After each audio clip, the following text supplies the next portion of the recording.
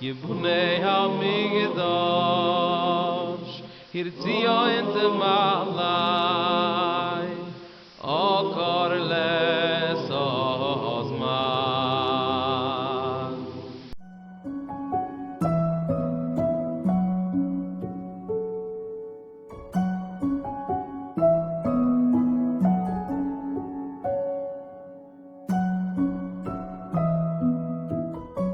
Welcome to another episode of Rabbi Kulikovsky, affectionately known as the Koblenzer Rebbe, delivering a lecture on the Bible commentaries of his holy ancestor Rabbi Judah Loew, the legendary Maharal of Prague. In this week's episode, we learn about how the biblical narrative of the Manna teaches us about the laws of the Sabbath, particularly in reference to the 2,000 cubit and 4 cubit limits on the Sabbath being sourced in this verse in Exodus chapter 16. Let's watch. All right, Baruch Rabbi, welcome everyone. When this will be released, it will be Friday. I'm recording on Thursday. And we like to learn on Friday something from my holy ancestor, the Maharal Prague, and the Gur Aryeh. We're in Parshas Beshalach. Exodus chapter 16, verse 29 says, Re'u, ki Adonai nasan lechem hashabaz, al kein hu nosein lechem, Bayom Hashishi lechem yomayim shvu ish tachtov al yetzei ish mimkomo bayom hashvi'in. See that the Lord hath given you the Sabbath, therefore he hath given you on the 6th day the bread of 2 days. Abide ye every man in his place, let no man go out of his place on the 7th day. We first look at Rashi. Rashi first says, see that the Lord has given. So, Rebbe Nechem, see with your eyes, that the Lord in his glory warned you about the Sabbath.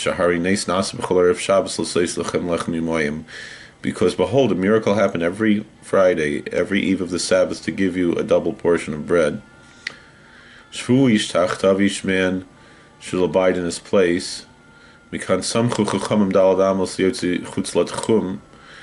from here the rabbis understand that you only have 4 cubits out once you leave the dwelling place. This is Gemara in Eruvin and Aleph, that's 51, that you have 2,000 cubits from either the end of the city, or if you're in anywhere else, just wherever you are.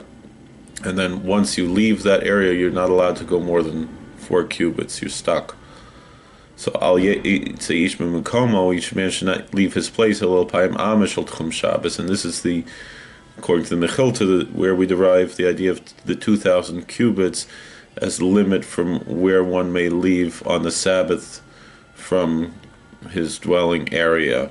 But it doesn't really seem to be clarified, the explanation, because this idea of the limit of how far one can travel on the Sabbath seems to be derived from the words of the scribes. And the main purpose of the scripture is talking about the people who are collecting the manna. So let's learn Gur Aryeh, the Heilige Zayd of the Maharal. First, Rebbe Nechem, see with your eyes. Because why did it say look and see? Why didn't it just say that the Lord gave you the Sabbath? When it says see, it means see with your eyes. Because seeing is more than hearing. This was explained many times. And this was said that a miracle was performed for you. That they came down for you a double portion of bread on the eve of the Sabbath on Friday. The Sabbath being Saturday, starting Friday night. Hikshar aimed at my Raya Mizeh shared Lam Lechem Mishnah. The Rebbe asks, where is there a proof from this that a double portion fell? Maybe it's because of the holiness of the 6th day that they got more bread. And the proof that this is to perform, this is in preparation for the Sabbath, is because the manna did not fall on the seventh day on the Sabbath, and that shows that the holy day is Saturday and not Friday. It's the seventh day, not the sixth day.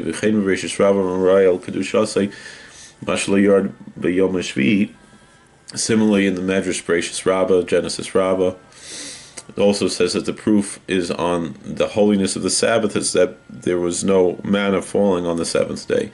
It's not that the double portion fell on the sixth day on Friday. But the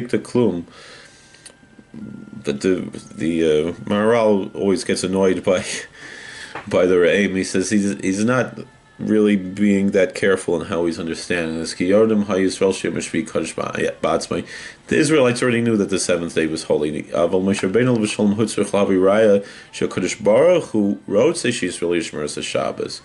But Moses, our teacher, peace be upon him, had to bring a proof that God wanted the Israelites to observe the Sabbath. And that's what he says. See that the Lord, he gave you this as Yom HaShabbos, that he gave you the Sabbath day. He doesn't say that the Lord sanctified the Sabbath day, but he gave to you to observe it.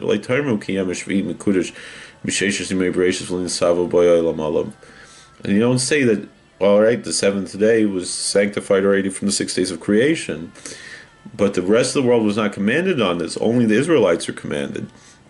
So you have to bring a proof that the divine source of blessing, that God gave them a double portion of food, of manna. Why would he give them the double portion? In order that the Israel should observe the Sabbath. And they should prepare everything before the Sabbath. And you won't say that maybe he didn't give them the Sabbath. And since it didn't fall on the Sabbath, so then the double portion fell on the eve of the Sabbath. Because if it was because it didn't fall on the seventh day, and that's why on the sixth day the double portion fell. This doesn't make much sense. Because each day they only got enough for that one day. Rashi in verse 4. So why in the sixth day do they have a double portion?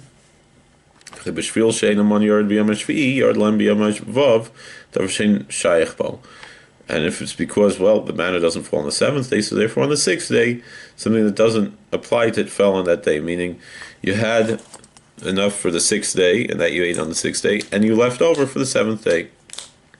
But the sixth day, Friday, is to prepare for the Sabbath. This is a Gemara in Beitza, Beis Hamud Beis, Beya, 2b. The Asur Levashal B'Shabbos, because you're not allowed to cook on the Sabbath. And therefore, since the sixth day is the day to prepare for the Sabbath, the manna fell on the sixth day for them to have for the Sabbath, because they had to cook and bake the manna too. It wasn't just necessarily prepared how it was. It's a simple meaning of what it says. The next Rashi says, that from here we have that you can only have 4 cubits if you leave your limit of where you're allowed to travel, that 2,000 cubit limit. So it's the Gemara in Eruvin Mem Chesed Aleph, cited in the Talmud in Eruvin 48a, Shvuish Tachtav, to the verse that each man should rest upon it. This is our verse, verse 29. The abide ye every man in his place. And under a person, he has 3 cubits. And his body is 3 cubits. An extra cubit to spread out his hands and legs. So that must mean someone who left the limit of how far he's allowed, the border of how far he's allowed to travel on the Sabbath. The Tchum Bavadi Mutter because if it's inside the limit of where you're supposed to be on the Sabbath, it's for sure permitted. As it is written, a man should not leave his place. Person should not leave the limit of where he's supposed to travel on the Sabbath. And if that's the case, this was written, each man should rest under it. Abide ye every man in his place. It only applies to someone who does not have a tchum, who does not have a limit. Meaning, since he already left the limit, then he cannot. He only has those 4 cubits. That's Erev and Memches Amud Aleph, and then Elo Alpayim Amma, and then finally the idea of 2,000 cubits being the tchum. Where do we derive that from? From this verse, Al Yetzish Mimkayim that each man should not leave his place on the 7th day.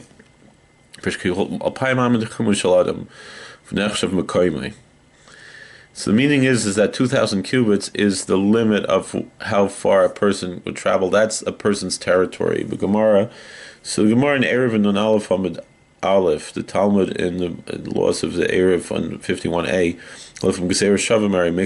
he learns this out with a scriptural exegy concerning the cities of refuge. The Chsiv in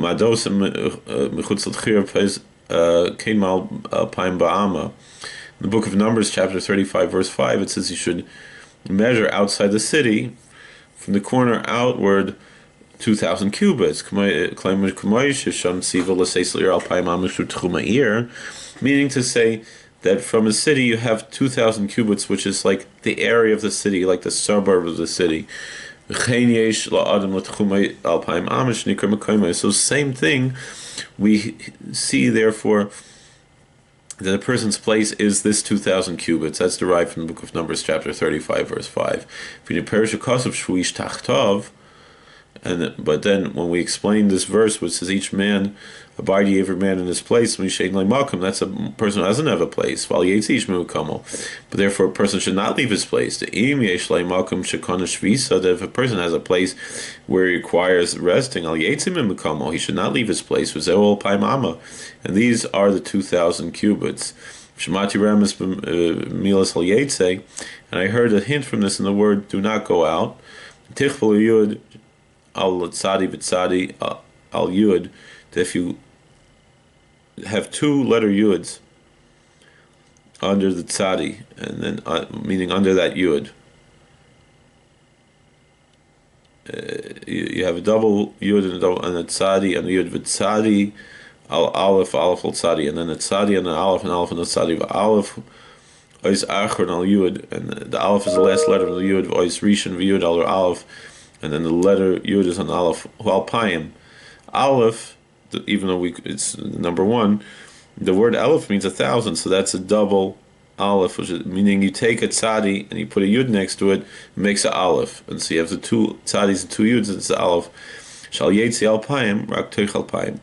When it says do not go out, it's 2 Alephs, 2,000s, meaning within the 2,000 cubits, that is where is considered a person's place. Alright, thank you for watching. God bless. Please like, share, and subscribe, comment, and we'll see you real soon. Alright, this one I turn off here. We hope you enjoyed this content. Please like, share, subscribe, hit the bell button, and comment. We have over 5,000 videos on this channel. We are sure you will find some more material you might enjoy. Please help spread Torah by helping this channel to grow. Thank you and God bless. Hirtzia in the Malai, O Korle.